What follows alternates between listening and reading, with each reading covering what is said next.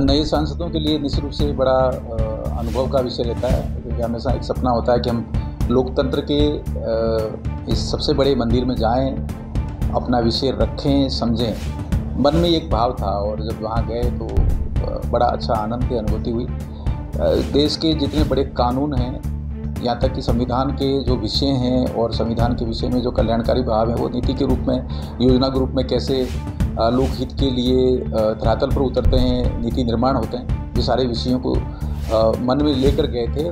वहाँ जाके पता चला कि निश्चित रूप से अपने आप में एक इतना बड़ा मंच है, गौरव की अनुभूति है। तो मेवाड़ की जनता, हमारी पार्टी के कार्यकर्तागण, जनता जनार्दन का जो आशीर्वाद मिला वो निश्चित रूप से इस काम के लिए मिला। अब हमारे लिए कुछ चुनौती का भी विषय है, क्योंकि मेवाड़ के विषयों को वहाँ ले जाना है। अस्मिता हमारी अपनी मूल है, अस्मिता के आधार पर ही हम जीते हैं, अस्मिता के आधार पर ही हम विकास की बातों को आगे बढ़ाते हैं। लेकिन जिस प्रकार से सदन में जो विषय आया और हिंदुओं को केंद्रित करते हुए नकारात्मक भाव से, उपेक्षा के भाव से और पूर्वाग्रह और दुराग्रह के भाव से जो कहा गया, मुझे लगा कि एक बहुत बड़ा इकोसिस्टम है। और इस बात को हमारी ओर से कुछ विशेष नहीं कहना कि पार्टी के राष्ट्रीय नेतृत्व ने इसमें बहुत स्पष्ट कर दिया है, माननीय प्रधानमंत्री जी ने जो बहुत स्पष्ट कर दिया है। ऐसा लगता है कि देश में अभी भी कुछ लोग जो बालक बुद्धि है उसको लेकर चल रहे हैं, उनको इस बात का पता नहीं है कि देश का मानस जो है वो कितना निरंतर भाव से रहा है, लाखों वर्षों से रहा है।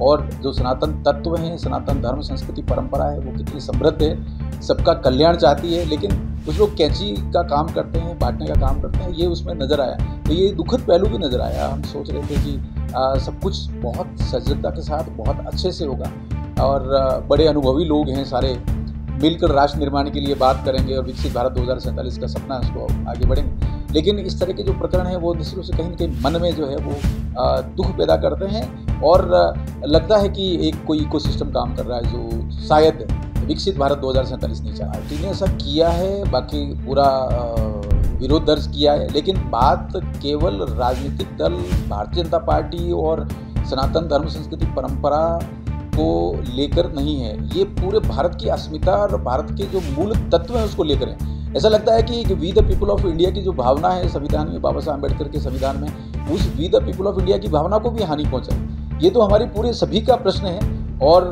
पूरे हिंदू समाज का प्रश्न है। और हिंदुओं को इस प्रकार से कहना, तो ऐसा लगता है कि उसके पीछे जो तत्व हैं वो कौन है, इस बात को भी समझने की आवश्यकता है। और वे तत्व हैं निश्चित रूप से कहीं ना कहीं कट्टरतावादी और जो बाहरी और इस तरह का जो इकोसिस्टम है उसमें संकेत मिलते हैं, ये देखने को मिला। और इस बात को निश्चित रूप से जन जन तक पहुँचाएंगे और जागरूकता लाएंगे। हम तो कोशिश करेंगे कि ऐसे तत्वों को बहुत कठोरता के साथ हम लोग जवाब दें।